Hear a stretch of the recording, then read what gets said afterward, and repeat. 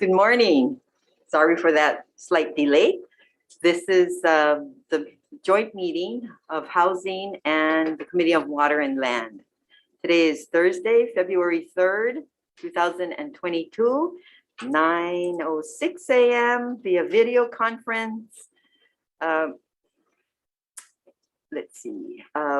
Today we have 4 items on our agenda. And first off is HB 1836 relating to the expedited county approval for district boundary amendments for affordable housing projects. The first person to testify is Rodney Funakoshi from the Office of Planning and Sustainable Development.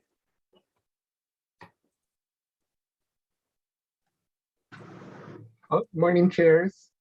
Rodney Funakoshi from the Office of Planning and Sustainable Development. OPSD stands on its written testimony in support of the measure. Thank you. Thank you, Rodney. Next up is from HCDA, Deepak Neopane.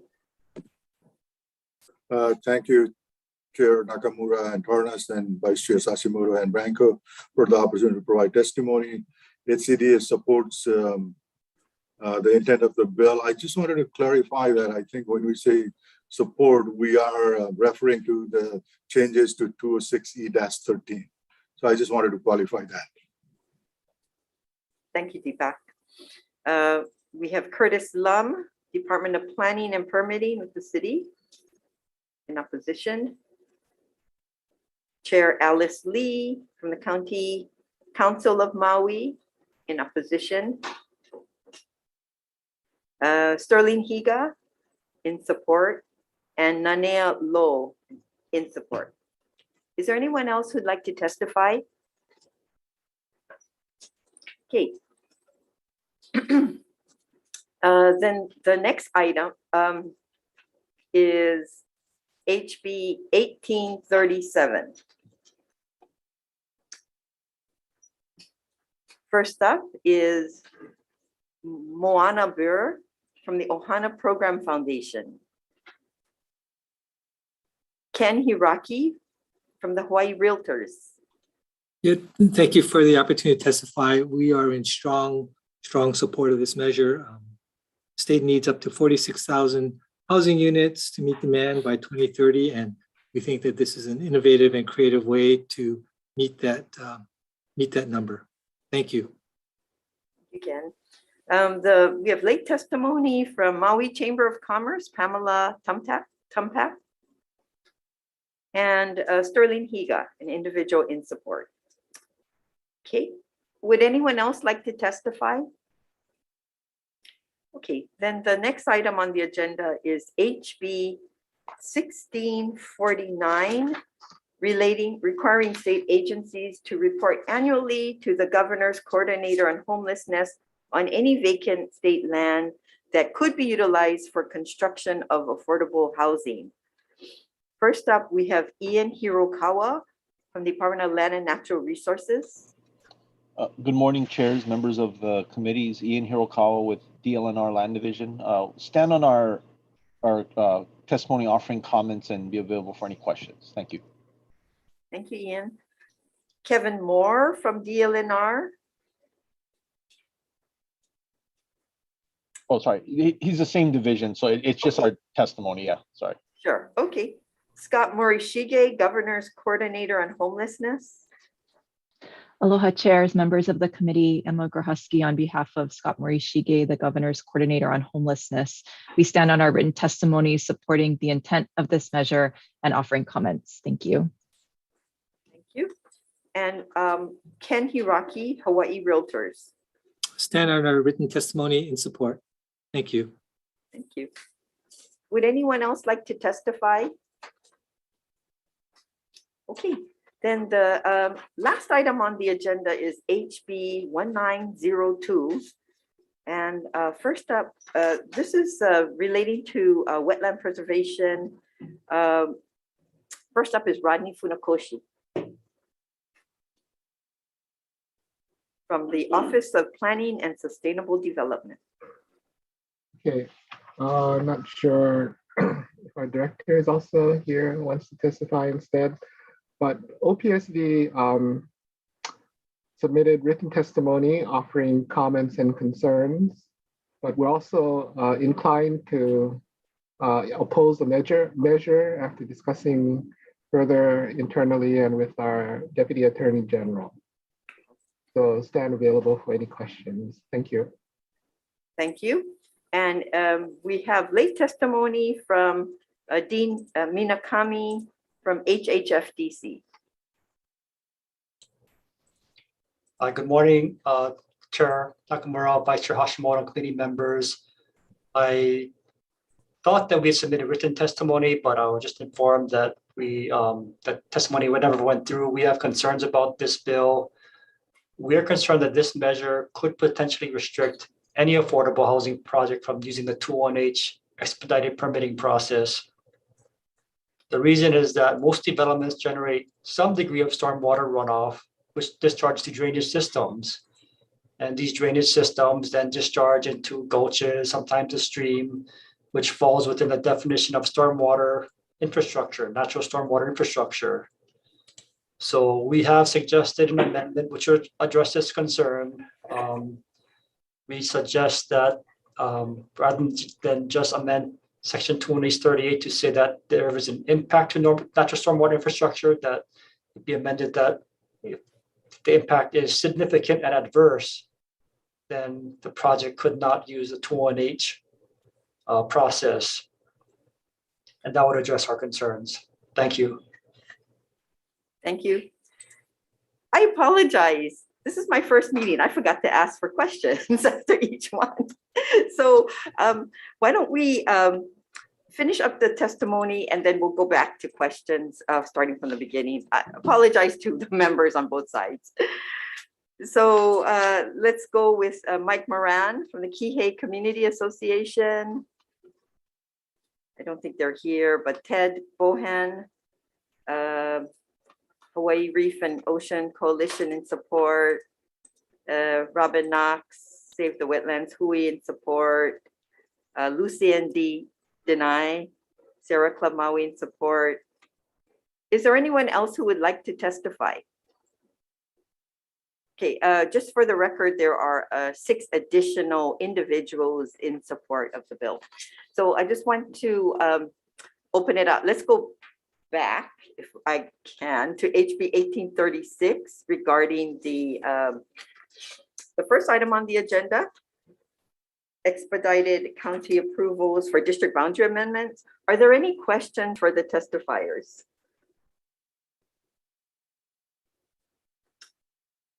Seeing none, the next item, HB 1837, regarding requiring each county to provide an annual report to the legislature on the county's efforts at reducing zoning and regulatory barriers.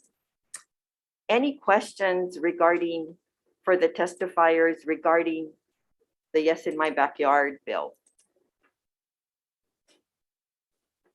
Okay.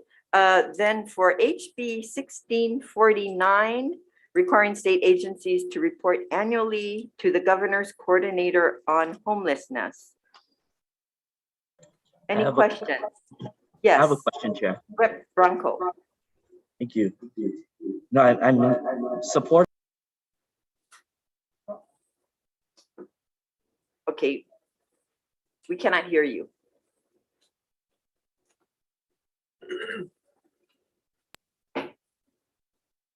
Sorry about that. We can hear you now. Okay, thank you. In support of this measure, I just was a general question to the group if there's been any consideration that this report could also be shared with the Department of Hawaiian Homelands. One of the best ways to tackle affordable housing is also to house Native Hawaiians. Okay. Turn them off now. No, it's frozen. With that question too. Okay. Any further questions? Okay. Then let's go to the final bill on the agenda, HB 1902, relating to wetland preservation. Any questions for the testifiers? Chair, Yes. Chair Tarnas. Tarnas here. Wanted to make sure you heard Vice Chair Branco's question in the previous bill, which was asking about could the information be shared with Department of Hawaiian Homelands? Who would you like to answer that question? Yeah, who would you like to answer that question of the testifiers? Just a general question or a comment that we should give consideration to this.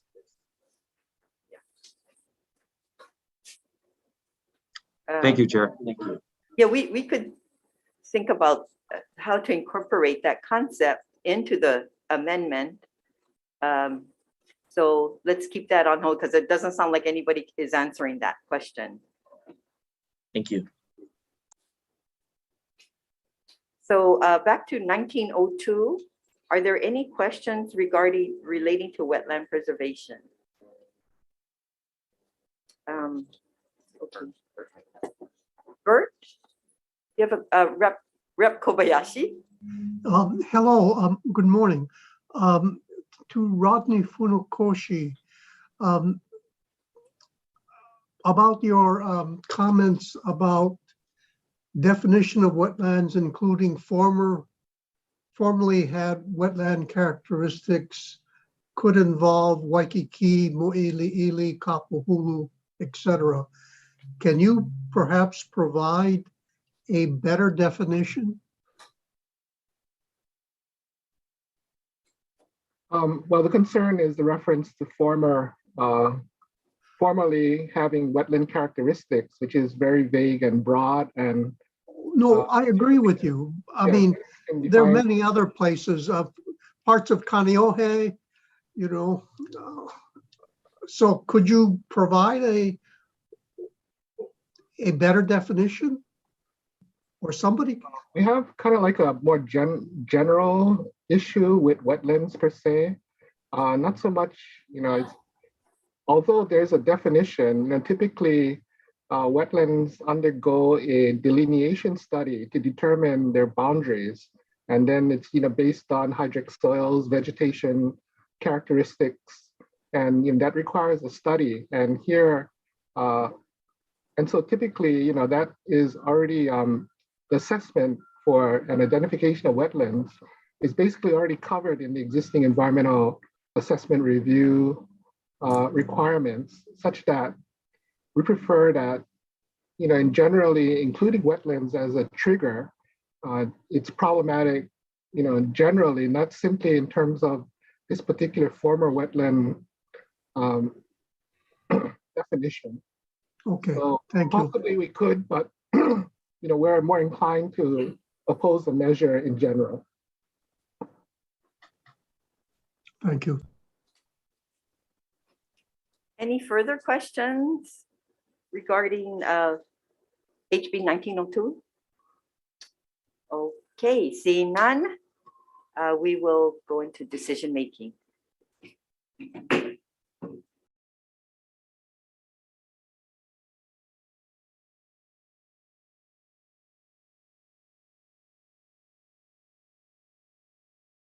Chair's recommendation is to pass with amendments. And I'm going to ask Rep. Hashimoto to describe those amendments. Thank you, Chair. We're going to just try and streamline this bill a little bit. So I think our recommendation is to delete item 5 on page 6 and incorporate that in part 3, section A, page 4, line 12, after the word project, and it'll have after, and if applicable, a district boundary change involving land areas of 15 acres or less as provided in section 205-3.1 B and C by resolution, and it'll continue on there. So essentially we're taking the contents of section 5 and putting it into section 3A to make it clear that it should run concurrently with the project and the district boundary amendment. deleting that section in 5. We're going to defect the effective date to July 1, 2050 and allow staff to make any technical and non-substantive revisions. Thank you, Vice Chair. We can, any comments? Yeah, we can take the vote. All right. Recommendation of the chair is to pass with amendments. Chair and Vice Chair vote aye. Representative Aquino.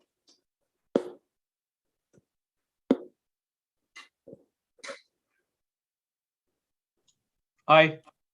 Thank you. Representative Clark. Aye. Representative Iligan. Aye. Representative Kitagawa. Aye. Representative Earl Presti is excused. Representative Takumi is excused. Representative McDermott is excused. Chair, your recommendation is adopted. Thank you. And for Water and Land Committee, same recommendation, passing HB 1836 with amendments. Vice Chair, please take any questions, members? If not, Vice Chair, please take the vote. The recommendation of the chair is to pass House Bill number 1836 with amendments. Chair and Vice Chair vote aye. Representative Ganadin. Representative Kobayashi. Aye. Representative Kong. Aye. Representative Morikawa. Aye. Representative Ono. Aye. And Representative McDermott is excused. The measure passes.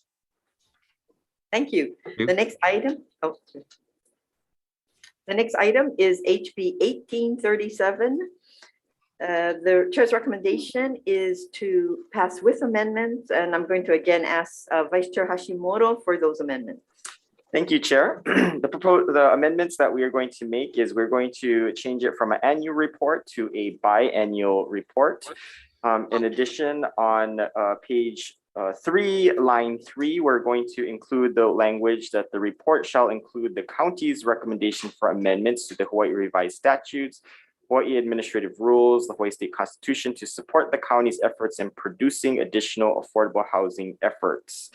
And we'll continue on in the following areas. We will also add in a section 8 to utilize financing programs to more efficiently deliver affordable housing. We will also make sure that the report from the counties will come in in the first year of the biennium. We will also add in a new section to ask both the Hawaii Housing Public HPHA and Hawaii Housing Finance Development Corporation to review those reports submitted to the legislatures by the counties and make their own recommendations to the legislature to make sure that they're streamlining affordable housing development based on their review of those reports. We'd also like to ask them to incorporate the information in the corporation's housing studies and also ask them to submit a report to the legislature on the second year of each fiscal biennium starting in 2024.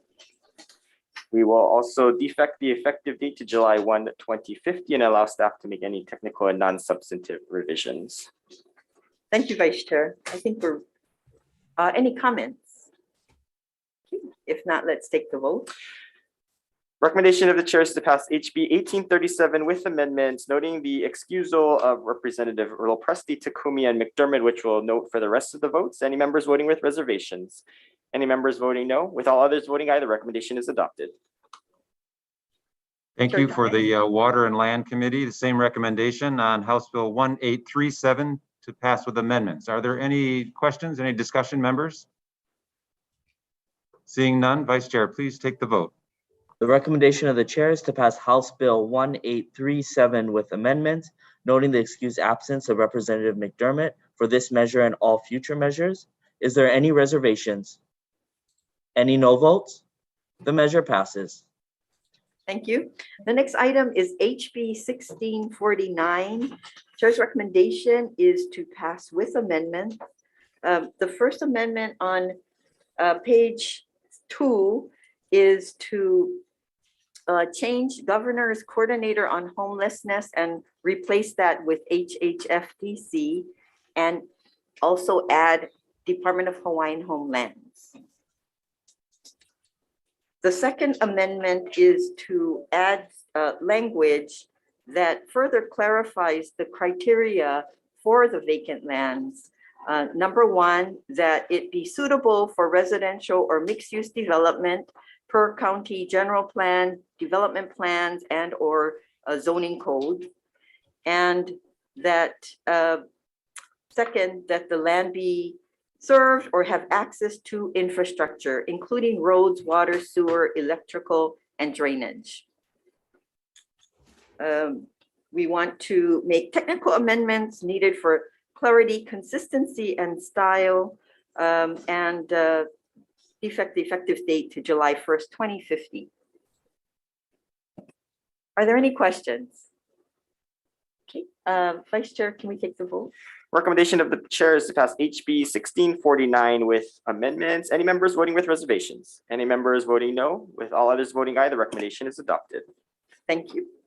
Thank you Chair for the Bryant. Water and Land Committee. Same recommendation. This is House Bill 1649 to pass with amendments. Are there any questions or discussion, members? Seeing none, Vice Chair, please take the vote. The recommendation of the chair is to pass House Bill 1649 with amendments. Is there any reservations? Any no votes? The measure passes. Thank you. And the final item, HB 1902, Chair recommends deferral.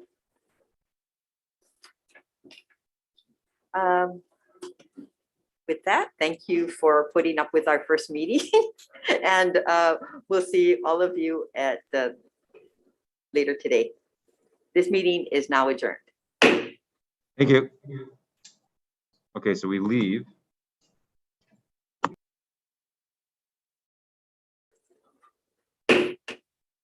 I'd like to call to order the Committee on Housing. Today is Thursday, February 3rd, 2022. It's 9:42 a.m. Sorry for the delay. This is taking place via video conference and in conference room 423. So we want to start off with just a few notes that we're asking testifiers to please keep it to a 3-minute time limit. And we will let you know when we get to that point. And we ask that you just consider that we have a long agenda. Also, we want to make sure that you keep yourself muted and your video off while waiting to testify. And then after your testimony is complete, we want to make sure that in the event of any technical problems or network failure, you can try to attempt to rejoin us, and you will be allowed to continue if time permits. And if we have to stop altogether, we'll reschedule the meeting for decision making. And we just want to ask for just respect and courtesy as we go through our hearing process this session. We thank you for that. Okay, so let's start off with the first item on our agenda, which is HB 2139, relating to the Residential Landlord Tenant Code. First up, we have Stephen Levins from DCCA OCP in support. Good morning, I'm Steve Levins from Office of Consumer Protection. We stand on our written testimony in support of this measure. Thank you. Thank you. We have Scott Morishige, Governor's Coordinator on Homelessness. Good morning, Chair, Vice Chair, and members. I'm Scott Morishige, Governor's Coordinator on Homelessness and Chair of the Hawaii Interagency Council on Homelessness.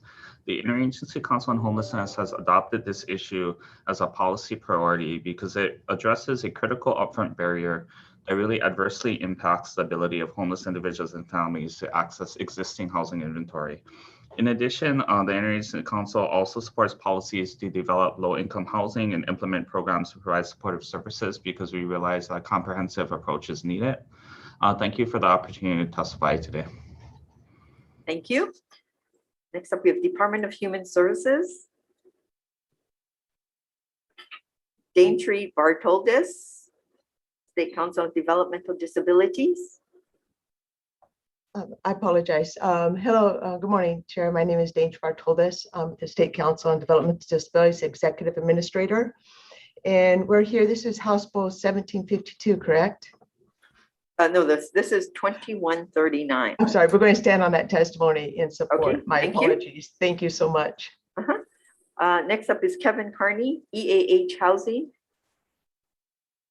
Nichols Liverens, Hawaii Health and Harm Reduction Center in support. Betty Lou Larson with Catholic Charities, Hawaii.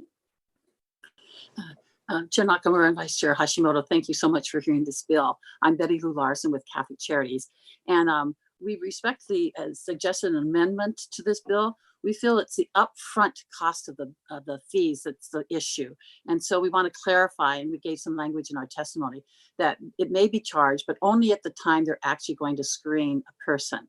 And the other parts of the bill, the $25 limit, et cetera, we fully support. So we strongly support the intent of the bill with that adjustment for clarity. Thank you. And then we have Ken Hiraki from the Hawaii Realtors. Good morning, Chair Nakamura, Vice Chair Hashimoto, members of the committee. HAR, we respectfully oppose HB 2139 as written. We just don't think it's well thought out, and it's going to produce unintended consequences that will hurt those, especially from the lower income brackets. So for example, there's a provision that says only one member of a household can be charged an application screening fee. But as you know, because of the cost of housing, it's not uncommon for multiple applicants to be on the application because they want their income to qualify for the property. So for example, if you have a mom who retired, has a fixed income, and you have a daughter who wants to live together, they want to live in a house. So they combine their income together so that they can qualify for a particular home. But under this law, they won't be allowed to, they can only be considered as one applicant as far as the screening fee. So chances are they're not going to get the unit because they can't qualify for the unit because they're disqualified under this provision. It can happen for even UH students, for example, if they apply to a house and there's 4 bedrooms and they can't qualify individually, but they can qualify as a group. This won't allow them to be considered.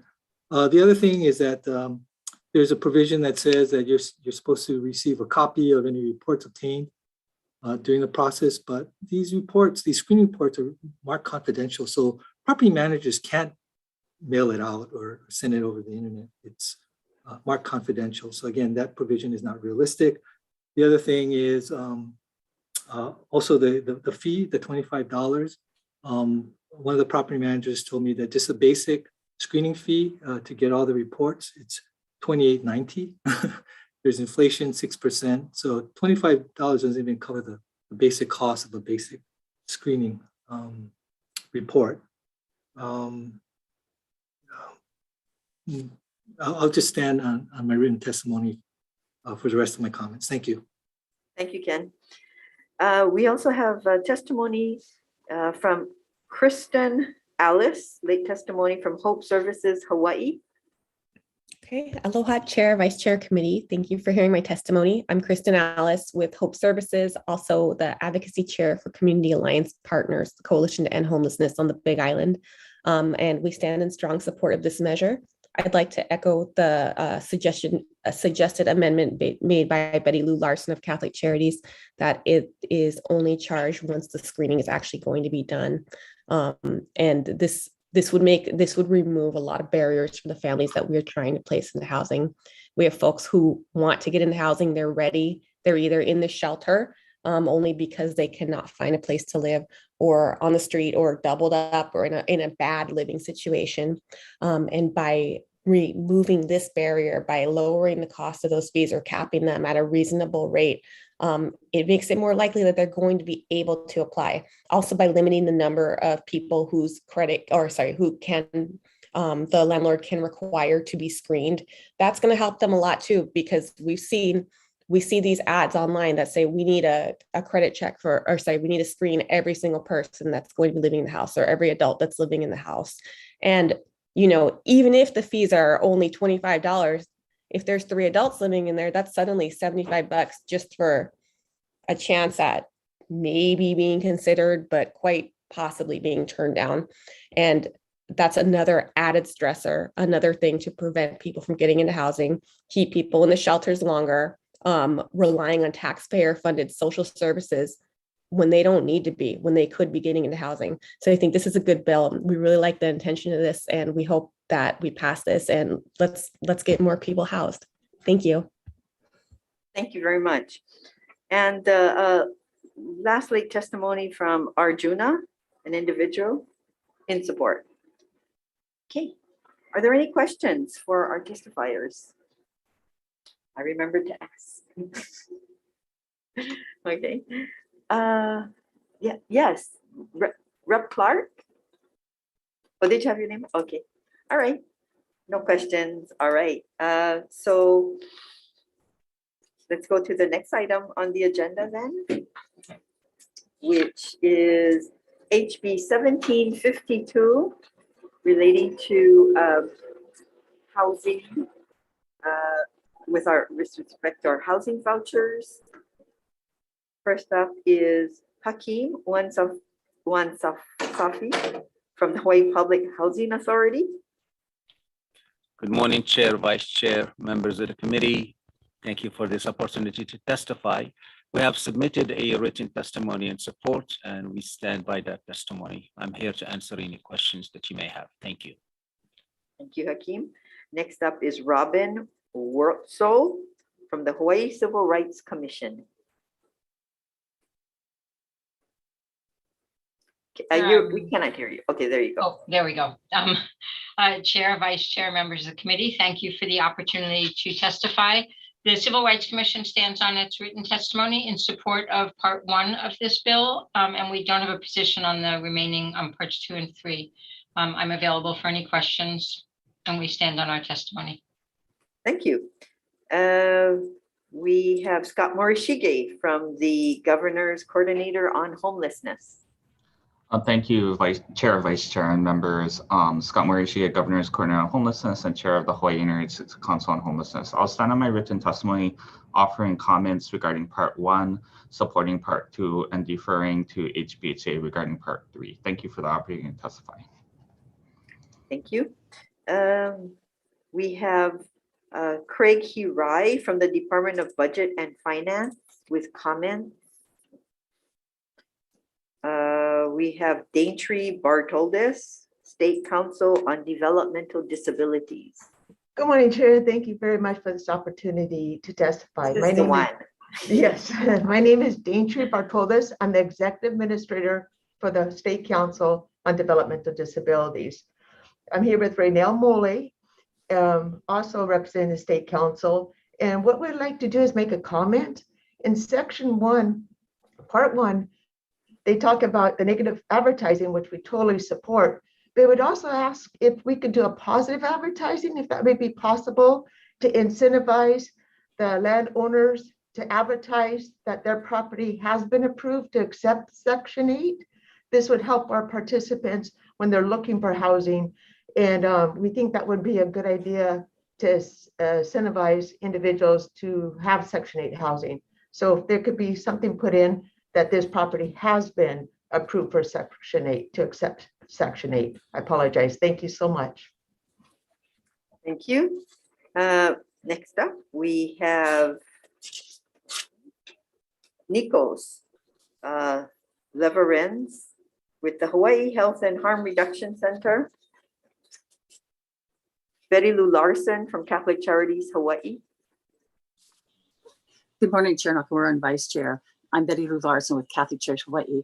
We strongly support Parts 2 and 3 about incentives. However, on Part 1, while we support the intent of the negative advertising, we find it confusing as to how this would really impact, because now people who are desperate for Section 8, who use their Section 8, would have to call many places, and then the landlord could say, oh no, we're not accepting it. It also puts a burden on the landlords to be able to have to accept all these calls and personally tell the person, especially small mom and pops who are not very maybe up on what the law really means. So we feel this kind of confuses the issue. And we're also concerned because we hope to testify on other bills like House Bill 1826, which would create a rental assistance program for elderly. So if this comes through and there's this wonderful assistance, then the elderly can't use it. We would be really sorry because we have a long wait list, about 56 homeless or at-risk seniors who desperately need this type of rental assistance, who could get into housing, who could maintain themselves in housing with this new rental assistance. But if they can't use it, then it's kind of a wasted effort. And with the seniors, it's hard enough to look for housing. It's just very emotionally draining, physically draining. So we feel that a clear bill that would really outline what discrimination really means and how it really shouldn't happen. We feel that this is important to get people into housing, not only our seniors, but our homeless and all lower-income people who are facing the lottery that they win, but they cannot use. Thank you for listening to our testimony. Thank you. The next up is Laura Thielen, Partners in Care.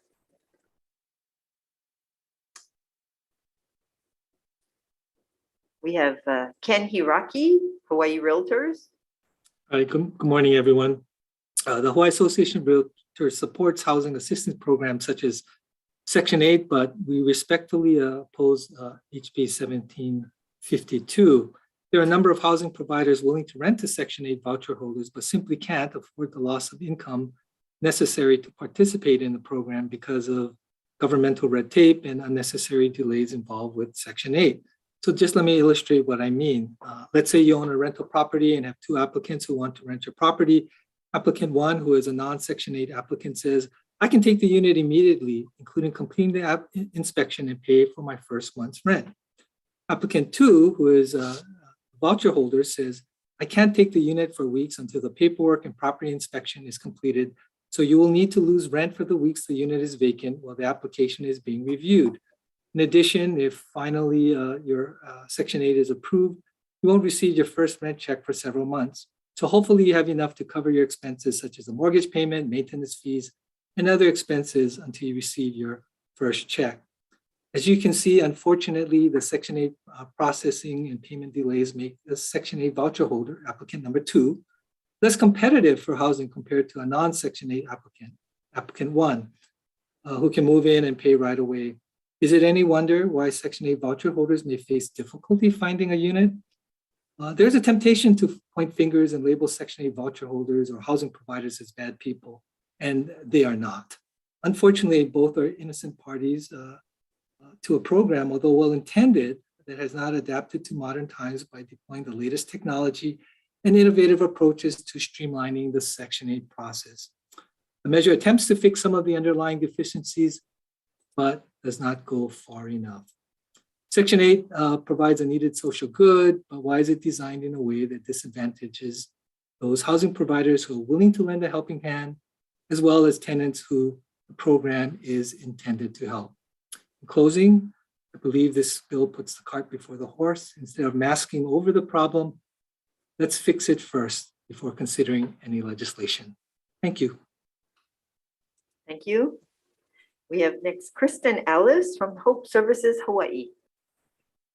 Aloha, thank you for hearing my testimony.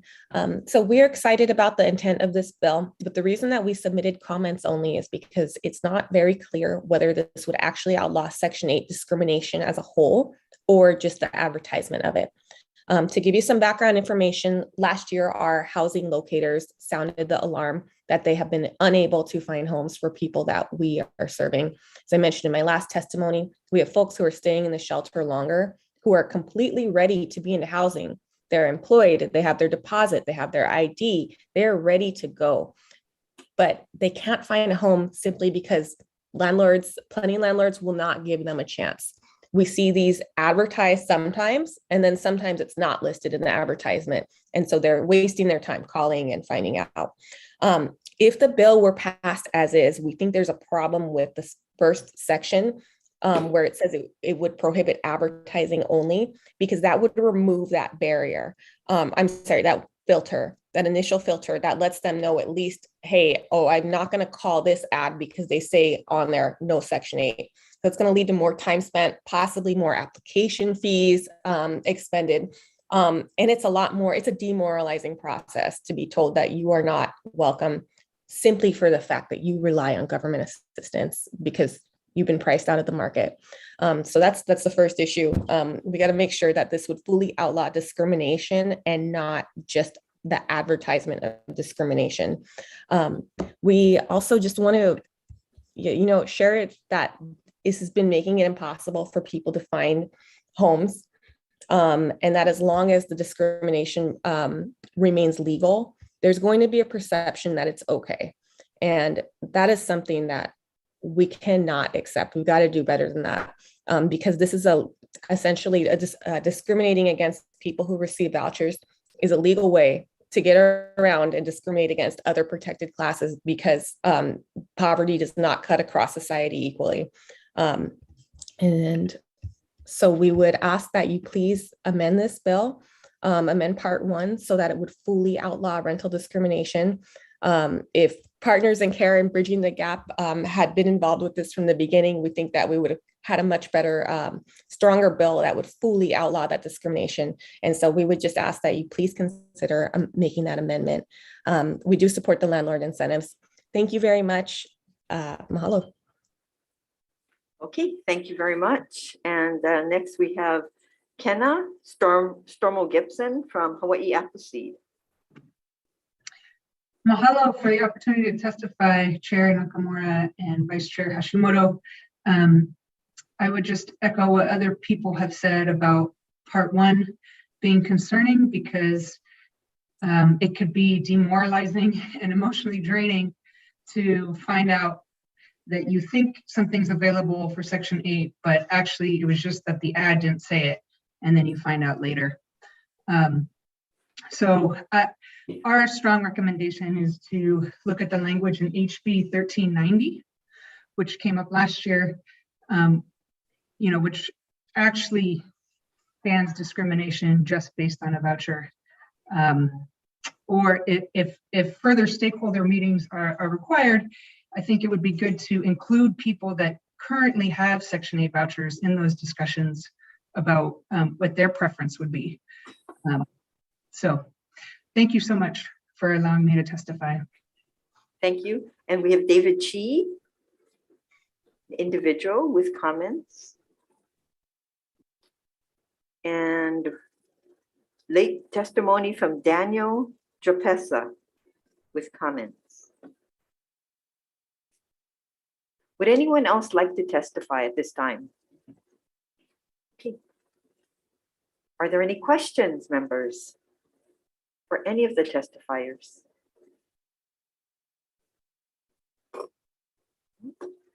Okay, then let's go on to the next item, which is HB 2212.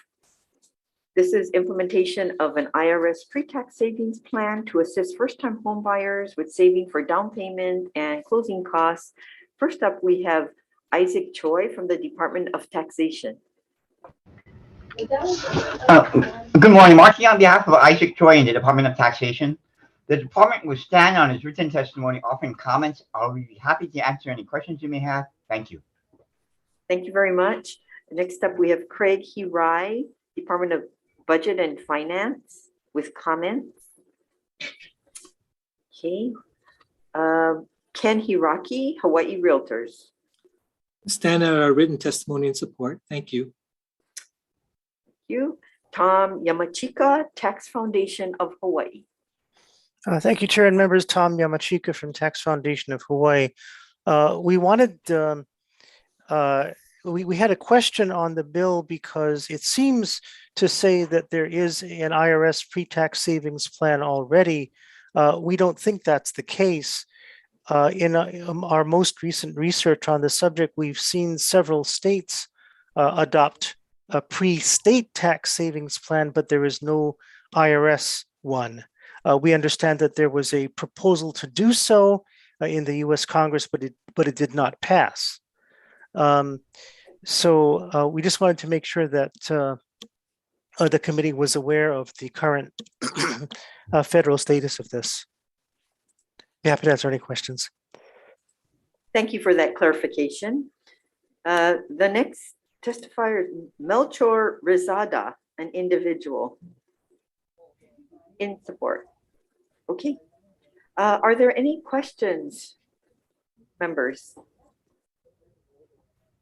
Okay, seeing none, let's go to the next item, which is HB 1751 relating to rural districts, authorizes the counties to adopt ordinances that allow up to one dwelling per quarter acre in rural districts. First up, we have Mary Alice Evans from the Office of Planning and Sustainable Development. Good morning, Chair and Vice Chair. Thank you for allowing us to testify. We're offering comments on this bill, but I want to add that we support measures that promote development of housing and recognizes that the state rural district, which currently only includes less than 3% of all lands in the state, has been underutilized. And we support and prefer House Bill 1929, which requires the Office of Planning and Sustainable Development to perform a study to refine rural district policies and make recommendations to facilitate reclassifying lands from the state agriculture district to the rural district. Thank you. And Rodney Funakoshi and I are both available for questions. Thank you. Next up, we have Morris Atta from Hawaii Department of Agriculture. Not there. Phyllis Shimabukuro Geyser, Department of Agriculture. Ken Hiraki, Hawaii Realtors. We'll stand on a written testimony in support. Thank you. Thanks, Ken. And Gerald Gordner, an individual, in support. Are there any questions, members? Seeing none, let's go to HB 1477, which requires builders, this is relating to the fire protection, requires builders to provide written cost estimates for residential fire sprinklers to potential buyers of all new 1 and 2 family dwellings. So first up is Gary Lum from the Hawaii State Fire Council. In support, Bradford Ventura, Maui Fire Department. In support, Trevor Abarzua from the Chamber of Commerce of Hawaii.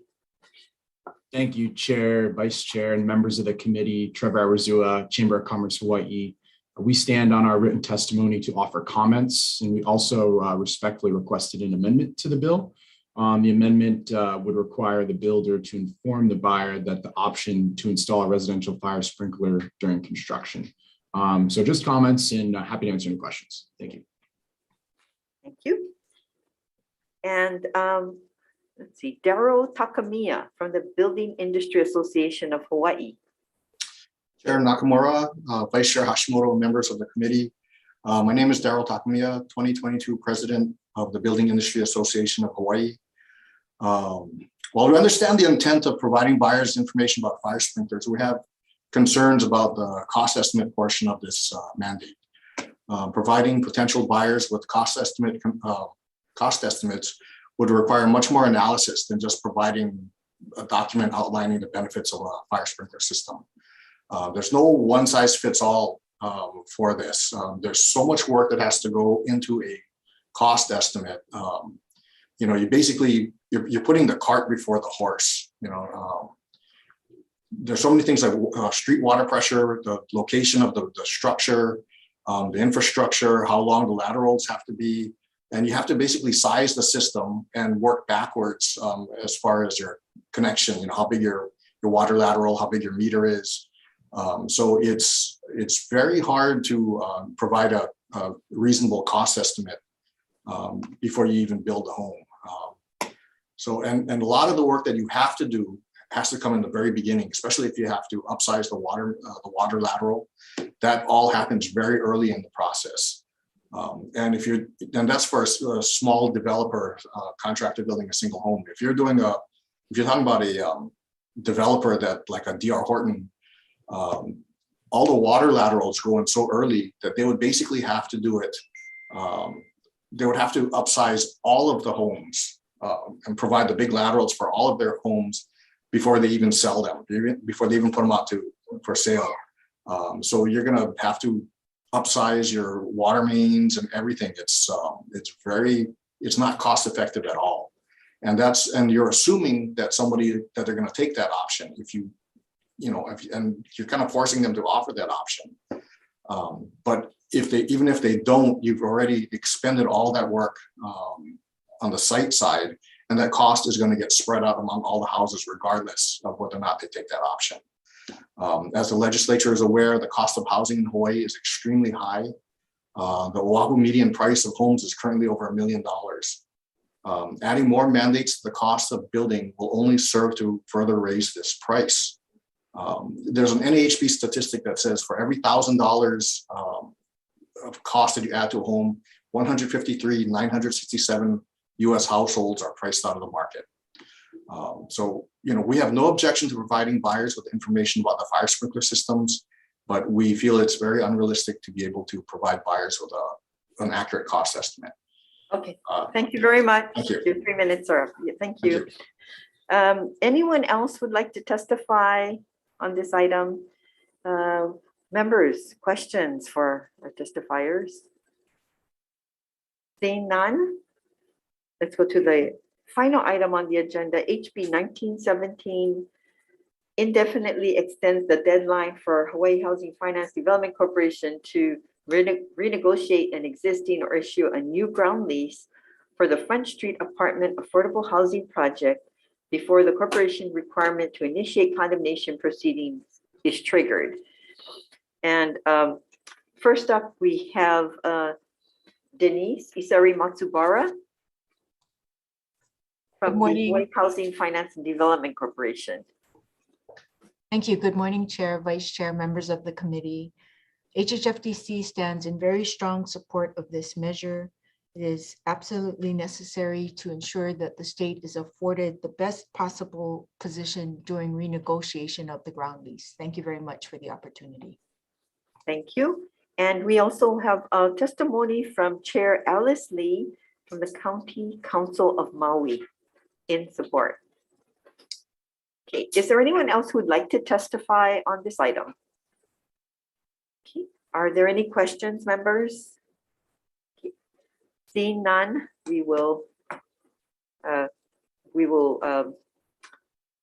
take a break for decision making.